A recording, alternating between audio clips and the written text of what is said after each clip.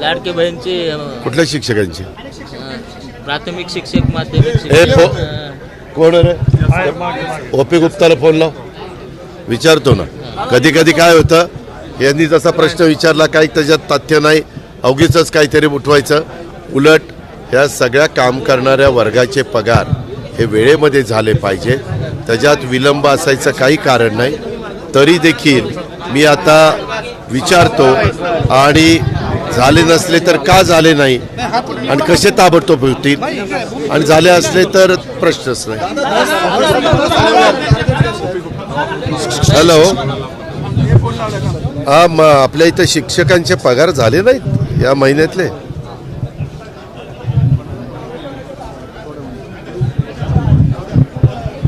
ठीक आहे, आलं लक्षात. ठीक आहे, ओके.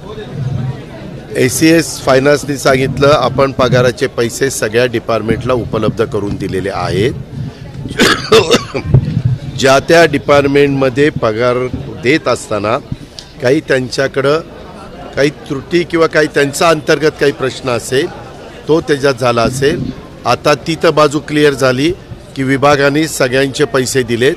आता CPंशी बोलताना एज्युकेशन सचिवांशी पण बोलतो. असं अजिबात राहता कामा नये आणि राहणार नाही ही खबरदारी घेतली.